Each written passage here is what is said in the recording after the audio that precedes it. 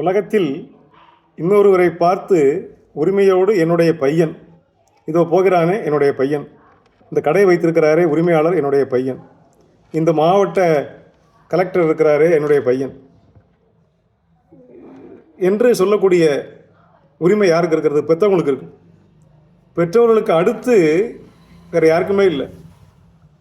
அங்கே அலுவலகத்தில் நாற்காலியில் உட்கார்ந்துருக்கிற ஒரு வங்கி மேனேஜரை பார்த்து இந்த மேனேஜரின் பையன் அப்படின்னு அப்பா சொல்லுவாங்க, அம்மா சொல்லுவாங்க. இன்னொரு நபர் சொல்ல முடியும், நான் இந்த பேங்க்கு போகிறேன், ஐயா வணக்கம்னு சொல்கிறாங்க உட்காந்துருக்க பையன். மேனேஜர் பார்த்த உடனே, ஓ நீ முத்துக்குமார் தானே? ஆமாங்க ஐயா. ஓ என் பையன், பக்கத்தில் இருக்க என் பையன். அவன் பார்த்து அவன் நினைக்கிற ஆசிரியருக்கு மாணவன் பையன் தானே, என்னோட படித்த பிள்ளைகள் எல்லாம் எனக்கு பிள்ளைகள் தானே.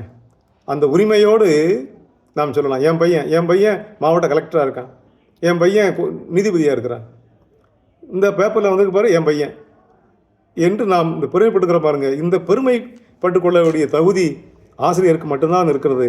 ஆசிரியர் பணி மிகச்சிறந்த பணி.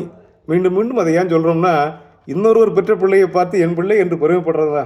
ஈன்ற பொழுதில் பெரிதுவக்கும் தன் மகனை சான்றோன் என கேட்ட தாய், தந்தை மகற்காற்றும் நன்றி அவையத்து முந்தியிருப்ப செயல். இந்த 2 பேர் கனவையும் நனவாக்குற ஆசிரியர், என் பையன் நல்லா இருந்தா, என்கிட்ட படித்த பிள்ளைகள் உயர்ந்த இடத்துல இருந்தாங்கன்னா நமக்கு மகிழ்ச்சி தானே.